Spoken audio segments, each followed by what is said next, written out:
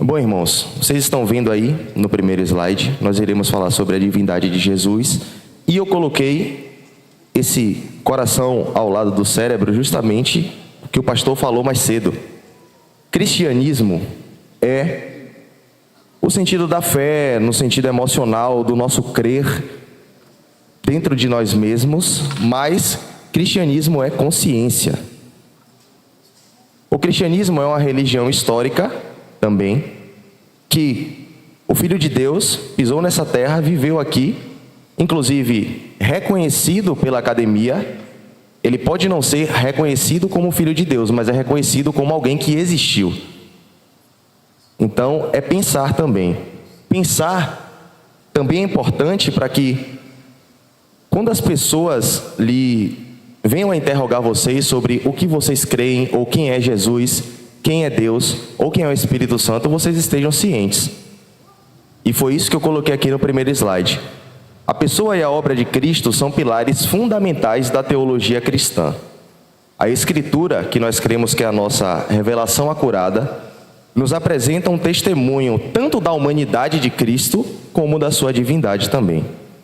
A pessoa de Cristo, ela é completamente divina e completamente humana. E esse dogma foi defendido pela igreja desde os primórdios. A igreja sempre sofreu com heresias que diziam que Cristo era ou um Deus menor, ou era apenas um homem, ou um profeta comum. Mas nós vamos ver que ele era Deus também. Então, o primeiro ponto da nossa lição é a autoconsciência de Jesus. O que o próprio Jesus disse ao seu respeito. E nós veremos aqui 3 pontos. O primeiro ponto, como os irmãos estão vendo aí, está lá no livro de Mateus, no capítulo 13, do versículo 41 ao versículo 43. Irmãos, todos os textos aqui estão na Nova Versão Internacional, o NVI, é a Bíblia que eu uso de estudos. Jesus, ele disse que tinha anjos e que tinha também um reino. Olha o que ele falou. Assim como o joio é colhido e queimado no fogo, assim também acontecerá no fim desta era. Ele está explicando aqui a parábola do joio e do trigo. Além da parábola do semeador, a parábola do joio e do trigo, essas duas são as únicas parábolas que Jesus dá uma interpretação mais profunda, uma interpretação mais elaborada. Então aqui, explicando a sua parábola, ele diz: assim como o joio é colhido e queimado no fogo, assim também acontecerá no fim desta era. O Filho do Homem, ele, falando de si próprio, enviará os seus anjos e eles tirarão do seu reino tudo o que faz tropeçar e todos que praticam o mal. Olha o que ele falou. E eles tirarão do seu reino. O reino de quem? Dele. O seu reino. Eles o lançarão na fornalha ardente, onde haverá choro e ranger de dentes. Então os justos brilharão como o sol no reino do seu Pai. Aquele que tem ouvidos, ouça. Então prestem atenção. Jesus está explicando uma parábola e aqui ele está falando do seu reino. Reino esse que um dia ele voltará com justiça, e quem pode julgar o mundo além do próprio Deus que o criou? Somente ele. Já está demonstrando nas próprias palavras de Jesus que ele também é Deus. E ele disse que tinha anjos e que tinha um reino, porque os anjos, irmãos, o servem. Nós vimos isso na última pregação do pastor aqui no domingo passado. O segundo ponto da autoconsciência de Jesus é que Jesus, ele também perdoava pecados. Vamos abrir lá rapidamente no livro de Marcos, no capítulo 2. Eu sei que os irmãos já conhecem, mas é bom lermos a história como um todo.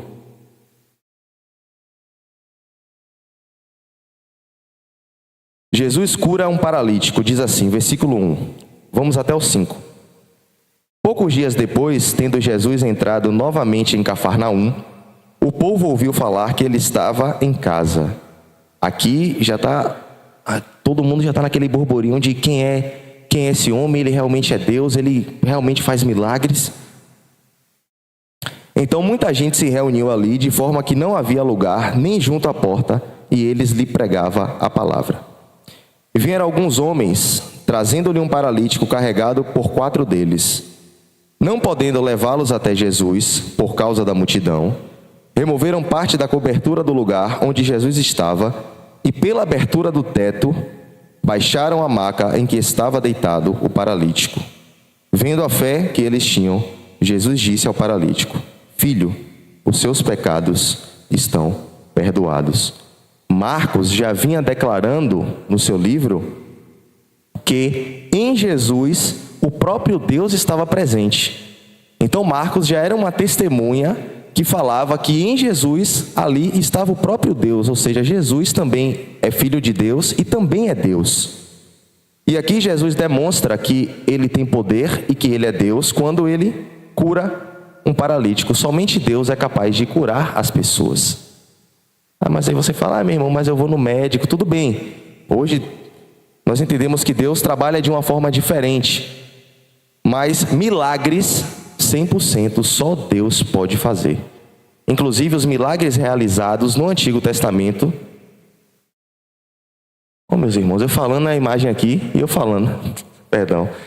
Inclusive os milagres do Antigo Testamento, os homens eram apenas um canal, mas quem realizava realmente era Deus. Então Jesus, ele falou que tinha anjos e que tinha um reino, e ele vai voltar para julgar a todos. Ele também perdoava pecados das pessoas. Por fim, o terceiro ponto sobre a autoconsciência de Jesus, Jesus também disse que um dia julgará a terra. Lá em Mateus, no versículo 25, capítulo 25, perdão, do versículo 31 até o versículo 34 diz: Quando o Filho do Homem vier em sua glória, com todos os anjos, assentar-se-á em seu trono na glória celestial. Todas as nações serão reunidas diante dele, e ele separará umas das outras, como o pastor separa as ovelhas dos bodes, e colocará as ovelhas à sua direita e os bodes à sua esquerda. Então o rei dirá aos que estiverem à sua direita: Venham, benditos de meu Pai, recebam como herança o reino que lhes foi preparado desde a criação do mundo. Jesus irá separar uns dos outros, ou seja, fazendo uma referência direta ao julgamento final, quando ele vai tirar o seu povo para levar ao céu, e aqueles que ele vai condenar eternamente. Notem que ele usa aqui, no versículo 32, todas as nações serão reunidas diante dele, e ele separará umas das outras, como o pastor separa as ovelhas dos bodes. As ovelhas e os bodes daquela região da Palestina, normalmente quando vistas de longe, elas se pareciam. Você não conseguia discernir. É como o joio e o trigo. Eu esqueci, era para ter colocado uma imagem do joio e do trigo. Mas o joio e o trigo são muito parecidos. Então não tem como a gente separar. Tanto que Jesus fala para não tentarmos separar, para deixar que na hora certa ele virá julgar. E é isso que ele está falando. Vai chegar uma hora que ele vai vir em glória para julgar a terra, e ele vai separar o seu povo daqueles que serão condenados eternamente. Então, percebemos aí 3 coisas sobre a autoconsciência de Jesus, o que ele mesmo falou sobre si.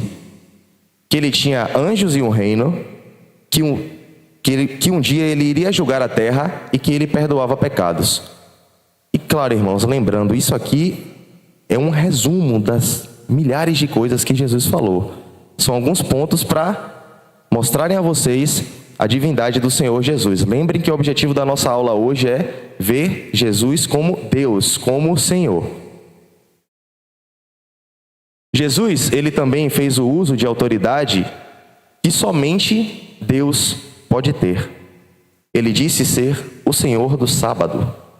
Está lá em Marcos, no capítulo 2, do versículo 27 ao versículo 28, diz assim: E então lhes disse: O sábado foi feito por causa do homem, e não o homem por causa do sábado. Assim, pois, o Filho do Homem é Senhor até mesmo do sábado. A natureza do sábado foi definida lá no Êxodo por Deus Pai. E somente um ser divino, somente o próprio Deus que instituiu o sábado poderia reivindicar para si o direito. Um ponto importante, irmãos. Quando nós vemos na Bíblia, Jesus, ele trazendo, por exemplo, significado a esse texto, ou, por exemplo, aos mandamentos, Jesus não está anulando o Velho Testamento, ou falando, aquilo ali passou e vocês vão ouvir só isso aqui. Não, ele está significando o que as pessoas não conseguiam enxergar. Então, ele está abrangendo ali a aplicação. O sábado, como instituído, pertencia ao Senhor Deus. Isso está lá em Êxodo, no capítulo 20, versículo 10. E em Isaías 58, capítulo 13. Se como filho do homem, como ele diz, assim pois o filho do homem, Jesus tem autoridade divina para perdoar pecados, e então ele também é o Senhor divino do sábado e a autoridade final sobre o significado verdadeiro do sábado. Então notem que Jesus fez um uso de uma autoridade que somente Deus pode ter. Ele trouxe o significado do sábado que foi instituído por Deus. Deus Pai e Deus Filho, Jesus, está trazendo o significado, mas notem que é Deus Pai, Filho e Espírito Santo. São três pessoas diferentes, mas um só Deus. Ele também considerou as suas palavras no mesmo nível do Antigo Testamento. E tem 4 versículos do livro de Mateus, do capítulo 5. Versículo 21. Vocês ouviram o que foi dito aos seus antepassados: não matarás, e quem matar estará sujeito a julgamento. Mas eu lhes digo que qualquer que se irar contra o seu irmão estará sujeito a julgamento. Também qualquer que disser a seu irmão, racá, será levado ao tribunal. E qualquer que disser louco, corre o risco de ir para o fogo do inferno. Versículo 27. Vocês ouviram o que foi dito: não adulterarás, mas eu lhes digo, qualquer um que olhar para uma mulher para desejá-la, já cometeu adultério com ela no seu coração. Notem que Jesus está trazendo o Antigo Testamento, citando para aquele povo, e está colocando a sua palavra, está interpretando e até estendendo um pouco a interpretação. E vejam, por exemplo, que os versículos são complementos um do outro. Então as palavras de Jesus são no mesmo nível do Antigo Testamento. Quem tem poder, quem é digno de falar? O próprio Jesus, sendo Deus. Ele inclusive afirmou ter poder sobre a morte. Ele diz lá em João 5:21, pois da mesma forma que o Pai ressuscita os mortos e lhes dá vida, o Filho também dá vida a quem ele quer dá-la.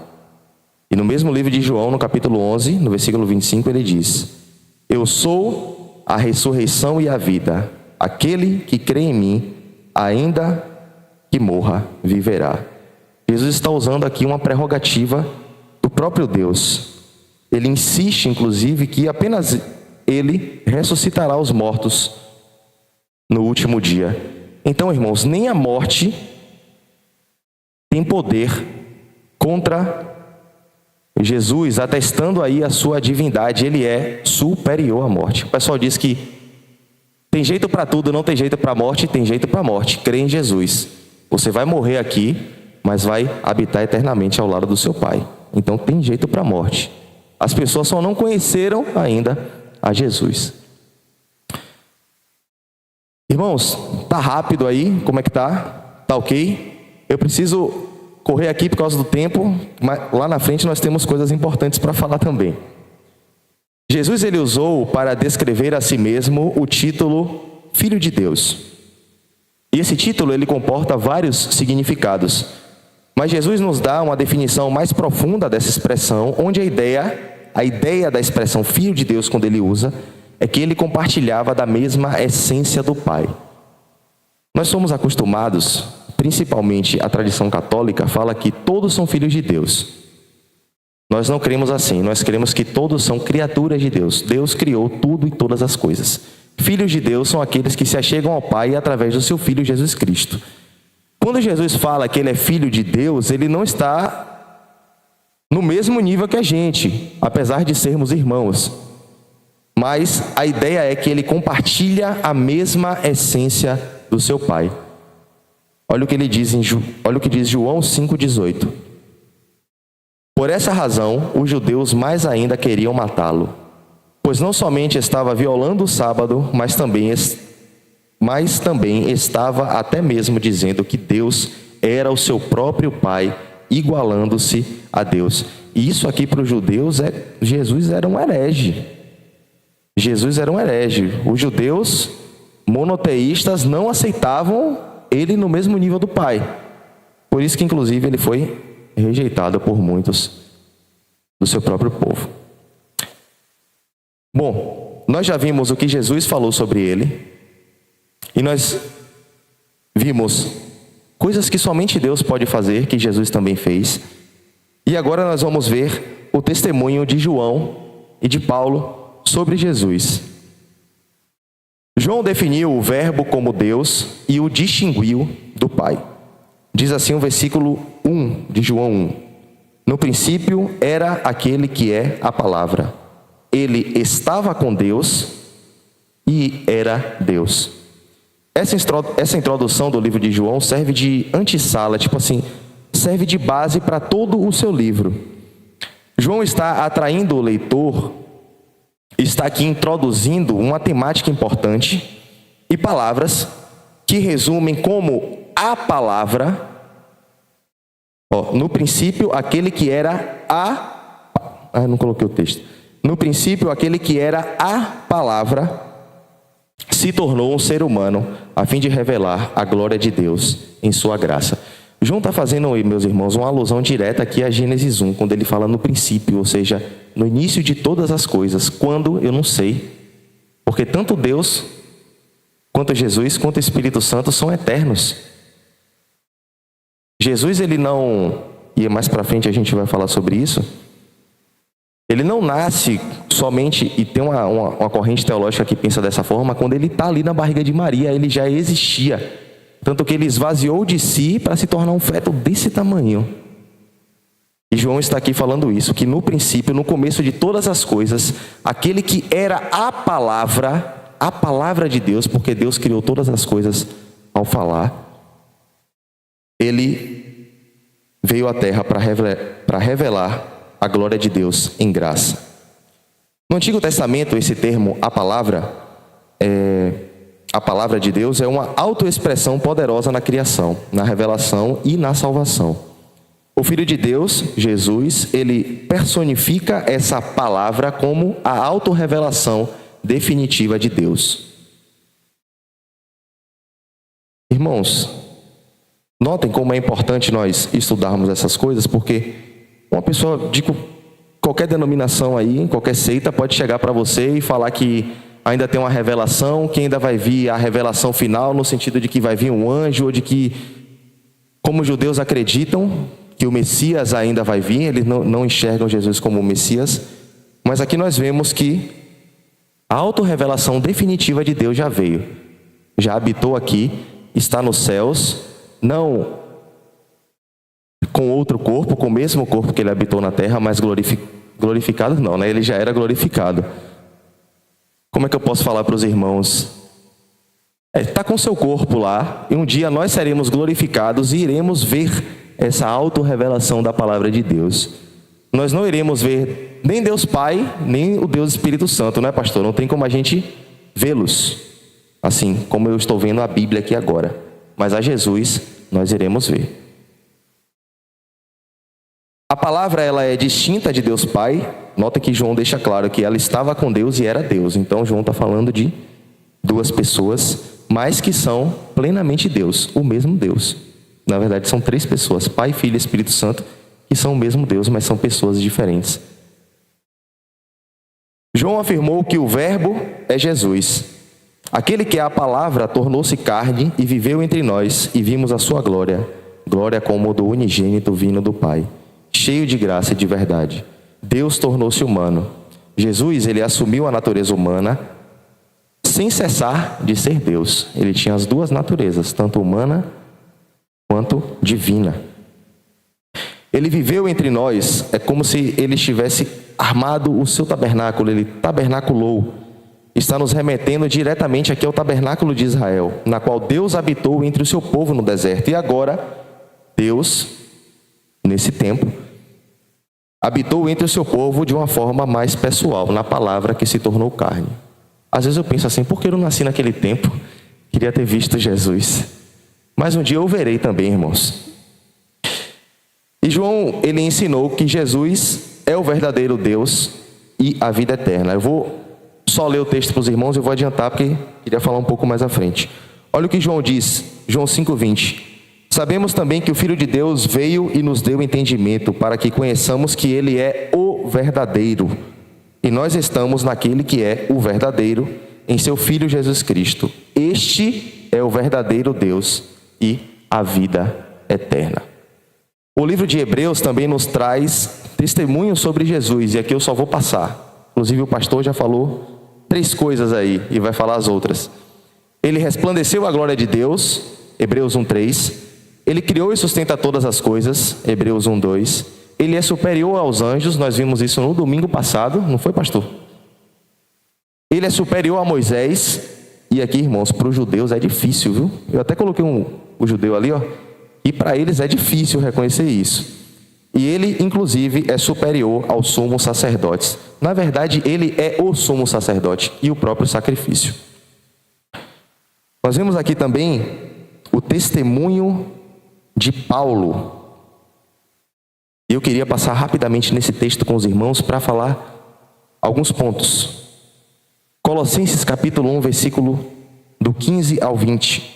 Ele é a imagem do Deus invisível, o primogênito de toda a criação.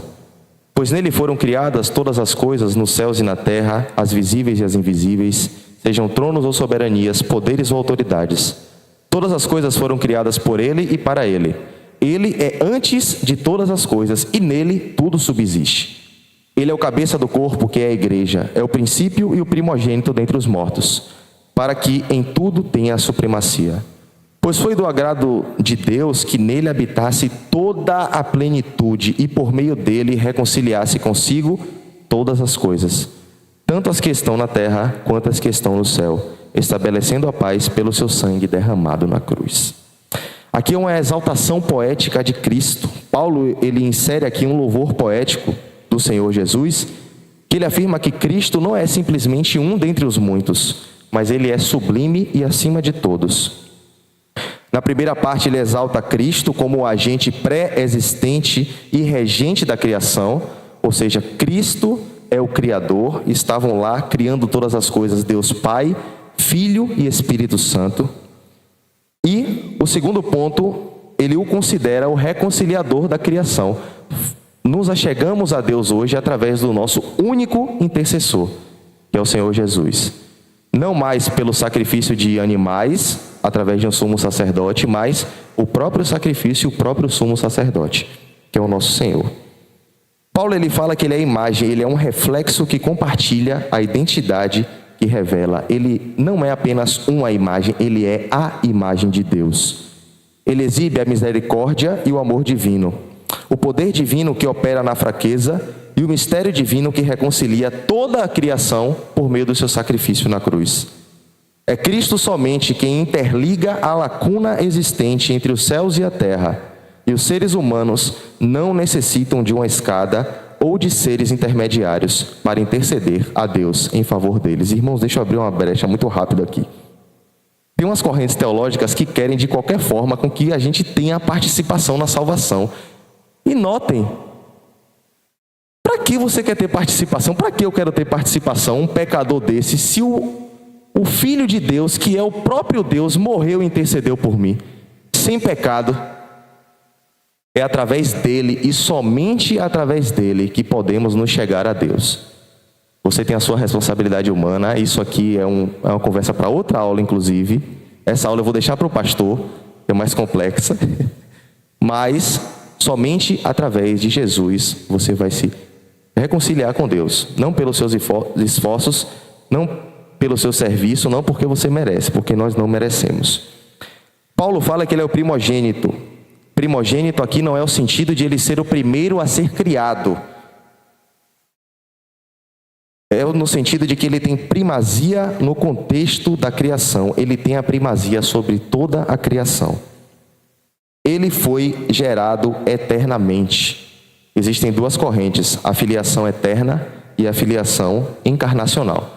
A filiação encarnacional acredita que quando ele veio, quando ele encarnou aqui na terra, através de homem, ele começou a ser Deus. Não. Ele existiu dali. Nós acreditamos que ele existe eternamente. E fala que ele é o cabeça. Está se referindo à supremacia de Cristo sobre a igreja, que é o seu povo. Cristo é o governante supremo do universo e está presente como cabeça da igreja. Além de direcionar e governar o corpo, ele, que é o cabeça, também concede vida e força. A igreja, meus irmãos, não existe para satisfazer a si mesma ou para assegurar a sua sobrevivência institucional enquanto está aqui. Mas a igreja existe com o propósito de cumprir aquilo que o seu cabeça determinou. Por isso que a nossa única regra de fé é a Bíblia. E nós cremos apenas nele. Nós não cremos em revelações. Que o anjo veio ao profeta fulano de tal. Isso não existe. Esse anjo aí foi amaldiçoado, viu? Agora, chegando já para o final, 4 minutos, nós vamos falar do uso do termo Senhor. Dá um pouco de nó na mente, mas eu quero que os irmãos prestem atenção. Eu vou tentar explicar da melhor maneira possível. Tive a ajuda do meu professor Danilo, me auxiliou aqui para trazer para os irmãos. Os escritores do Novo Testamento atribuem o termo Kyrios a Jesus em seu estado ressurreto e exaltado. Na Septuaginta, que foi a tradução da Bíblia para o grego, Senhor é a tradução comum para Jeová e Adonai. Os judeus, eles utilizavam vários termos, vários nomes para Deus. Inclusive, eu não sei se é bem uma lenda, que dizem que o nome de Deus, a pronúncia original, se perdeu pelo fato dos judeus nem pronunciar. Eles não pronunciavam. Então fica aquele tetragrama, né, que é o YHWH, ou Yud Re Vav Re, que são as 4 letras em hebraico. Que a gente lê da direita para a esquerda. Mas, na tradução, os nomes para Jeová ou Adonai, nomes que eram dados a Deus, foram traduzidos para Senhor. E esse mesmo nome, esse mesmo termo, Kyrios, que foi usado para traduzir quando se referia a Deus, foi traduzido também para se referir ao nome do Senhor Jesus. Vai ficar mais claro agora com os textos bíblicos. Prestem atenção comigo. Pastor, se quiser fazer alguma ressalva. Joel capítulo 2, versículo 32. E todo o Antigo Testamento. E todo aquele que invocar o nome do Senhor, Deus, será salvo. Pois conforme prometeu o Senhor, no Monte Sião e em Jerusalém, haverá livramento para os sobreviventes, para aqueles a quem o Senhor chamar. O termo Senhor aqui foi traduzido quando se referia a Jeová. A palavra ali era Jeová, ou o nome de Deus, o tetragrama, e foi traduzido para Senhor, Kyrios, ou seja, falando do Deus Pai. Joel está falando do Deus Pai. Já no Novo Testamento, olhem lá, Atos 2, 21. E todo aquele que invocar o nome do Senhor, que Senhor é esse? Jesus Cristo, e é o mesmo termo, Kyrios. Compreenderam, irmãos? Kyrios é usado para designar o Pai e também o Filho. Olha o que diz a respeito do Pai, Mateus 1:20. Mas depois de ter pensado nisso, apareceu-lhe um anjo do Senhor, Kyrios. Que Senhor é esse que enviou o anjo? Aqui é Deus, está enviando o anjo. Apareceu-lhe um anjo do Senhor em sonho e disse: José, filho de Davi, não tema receber Maria como sua esposa, pois o que nela foi gerado procede do Espírito Santo. Aqui é o anjo enviado do Senhor Deus, aqui o termo é Kyrios. Já Lucas, lá em Lucas 2,11, também utiliza o mesmo termo para falar sobre Jesus. Hoje, na cidade de Davi, lhes nasceu o Salvador, que é Cristo, o Kyrios, o Senhor. O termo Kyrios está ligado, voltado tão somente para Senhor, como Deus e Rei. Então, Jesus, o mesmo termo que era usado para Deus, também foi traduzido e usado para Jesus. Por quê? Porque eles compartilhavam da mesma essência, irmãos. Quer falar alguma coisa, pastor? Fazer algum complemento? Tudo bem, irmãos? Alguém tem alguma pergunta quanto a isso? O slide, é verdade, olha lá eu falando com vocês, ó.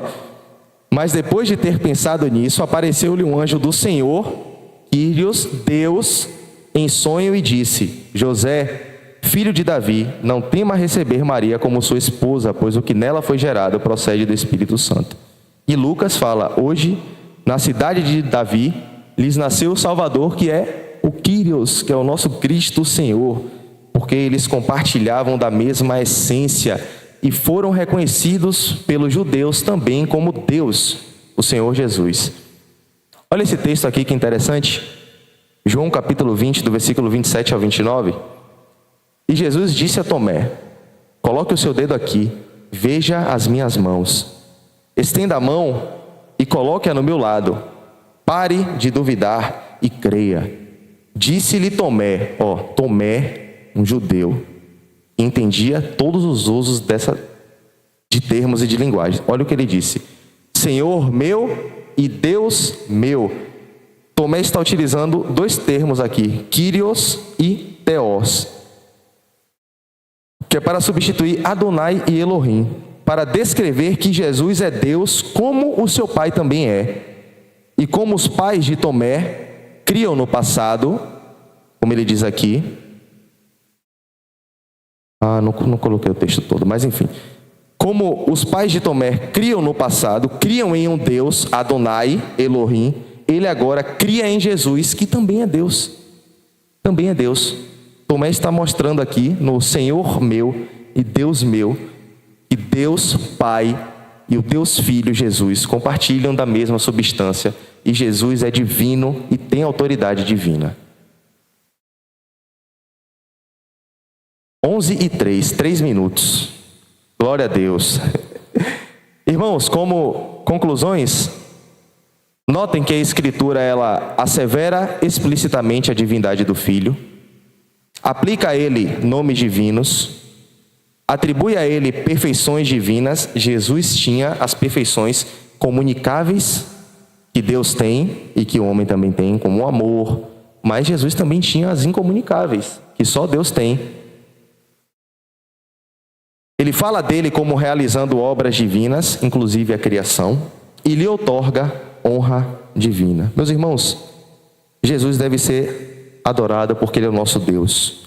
Apocalipse 5:13 diz: Depois ouvi todas as criaturas existentes no céu, na terra, debaixo da terra e no mar, e tudo que neles há, que diziam: aquele que está sentado no trono e ao Cordeiro sejam o louvor, a honra, a glória e o poder. Deus pode ser reconhecido definitivamente e pessoalmente na pessoa do Senhor Jesus Cristo. Ninguém jamais viu a Deus. João 1,18, ninguém jamais viu a Deus, Deus Pai, mas o Deus unigênito, que está junto do Pai, o tornou conhecido. A redenção é possível e foi realizada em Cristo. A nossa salvação, inclusive, repousa em alguém que é Deus. Meu irmão, descanse o seu coração, viu? Pelos seus méritos você não consegue ser salvo. Mas tem alguém que intercede por você, que é o Filho de Deus e que é Deus ao mesmo tempo. No Cristo ressurreto nós possuímos um sumo sacerdote que simpatiza conosco e que tem poder infinito para suprir as nossas necessidades. E eu vou encerrar lendo Hebreus capítulo 4, do versículo 14 ao 16. Portanto, visto que temos um grande sumo sacerdote que adentrou os céus, Jesus, o Filho de Deus, apeguemo-nos com toda a firmeza à fé que professamos, pois não temos um sumo sacerdote que não possa compadecer-se das nossas fraquezas, mas sim alguém que, como nós, passou por todo tipo de tentação, porém sem pecado. Assim sendo, aproximemo-nos do trono da graça com toda a confiança, a fim de recebermos misericórdia e encontrarmos graça que nos ajudem no momento da necessidade. Meus irmãos, espero que tenha ficado claro para vocês sobre a divindade de Cristo, mesmo a gente tendo que correr um pouco para mostrar os textos. Quem quiser o slide, eu tenho material de apoio também, pode me pedir. Vamos orar, vamos ficar de pé, vamos orar para encerrar a nossa EBD nessa manhã.